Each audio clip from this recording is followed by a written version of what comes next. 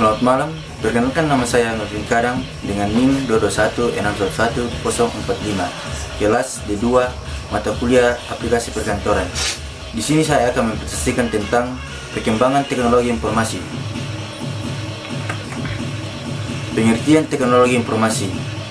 Teknologi informasi adalah suatu teknologi yang digunakan untuk mengelola data, termasuk memproses, mendapatkan, menyusun, menyimpan, memanipulasi data dalam berbagai cara untuk menghasilkan informasi yang berkualitas, yaitu informasi yang relevan, akurat, dan tepat waktu, yang digunakan untuk keperluan pribadi, bisnis, dan pemerintahan, dan merupakan informasi yang strategis untuk pengambilan keputusan. Manfaat teknologi informasi: dapat membantu menyimpan berkas yang lebih aman, dapat berfungsi pula dalam kegiatan bertransaksi, dapat sebagai navigasi kapal selam, dapat mengendalikan pesawat luar angkasa baik dengan pengemudian maupun tanpa pengemudian. Evolusi ekonomi global. Sampai 200 tahun yang lalu, ekonomi dunia bersifat agraris, di mana salah satu ciri utamanya adalah tanah merupakan faktor produksi yang paling dominan. Peran teknologi informasi dalam kehidupan kita di masa mendatang, sektor teknologi informasi dan telekomunikasi merupakan sektor yang paling dominan. Bidang pendidikan atau e-education. Globalisasi telah memicu kecenderungan pergeseran dalam dunia pendidikan dari pendidikan tatap muka yang konvensional ke arah pendidikan yang lebih terbuka atau Mukopadia M 1995. Kecenderungan dunia pendidikan di Indonesia di masa mendatang adalah perkembangannya pendidikan terbuka dengan modus belajar jarak jauh atau distance learning. Kemudian untuk penyelenggaraan pendidikan terbuka dan jarak jauh perlu dimasukkan sebagai strategis utama.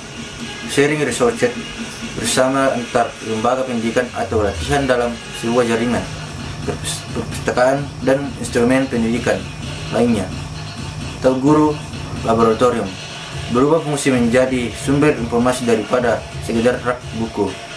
Penggunaan perangkat teknologi informasi interaktif seperti CD, ROM, multimedia dalam pendidikan secara bertahap menggantikan TV dan video. Pendidikan jarak jauh berbasis web sebagai berikut. Pertama, pusat kegiatan siswa. Yang kedua, interaksi dalam grup. Yang ketiga, sistem administrasi mahasiswa. Yang keempat, pendalaman materi dan ujian. Yang kelima, perpustakaan digital. 6, materi online di luar materi kuliah. Dalam bidang pemerintah atau e-government. E-government mengacu pada penggunaan teknologi informasi oleh pemerintah seperti menggunakan intranet dan internet yang mempunyai kemampuan menghubungkan keperluan penduduk, bisnis, dan kegiatan lainnya. Manfaat e-government yang dapat dirasakan antara lain: pertama, pelayanan servis yang lebih baik kepada masyarakat. Yang kedua, peningkatan hubungan antara pemerintah, pelaku bisnis, dan masyarakat umum.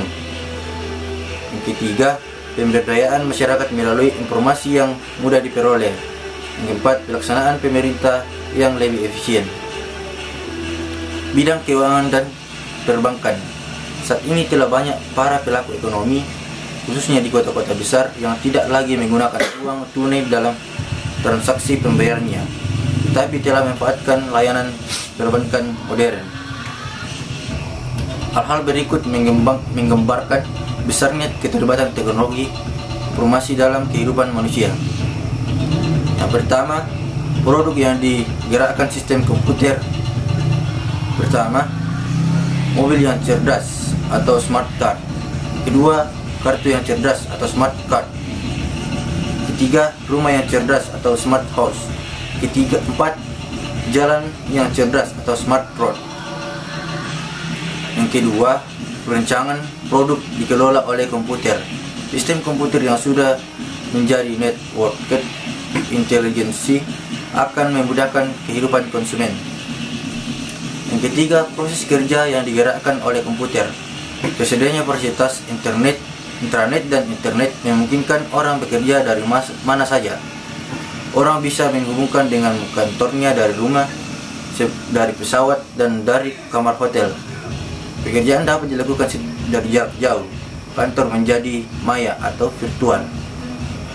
Yang keempat, komputer menjadi sarana komunikasi efektif.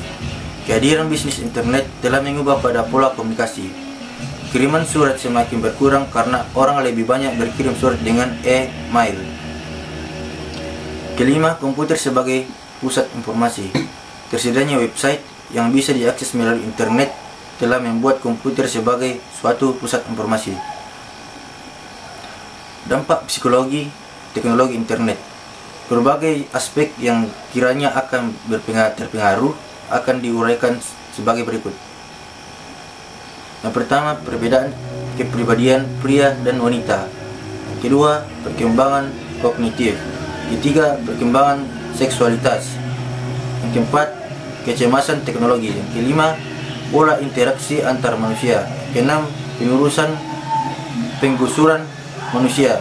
Yang keenam, kerahasiaan alat tes semakin terancam. Kesimpulan, perkembangan teknologi informasi Indonesia sangat dipengaruhi oleh kemampuan sumber daya manusia dalam memahami komponen teknologi informasi seperti perangkat keras dan perangkat lunak komputer.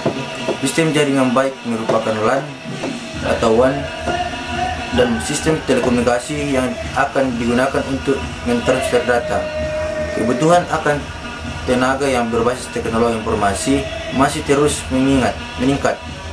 Hal ini bisa terlihat dengan banyaknya jenis pekerjaan yang memerlukan kemampuan di bidang teknologi informasi di berbagai bidang. Juga jumlah SDM berkemampuan di bidang teknologi informasi masih sedikit jika dibandingkan dengan jumlah penduduk Indonesia. Sekian dan terima kasih. Thank you.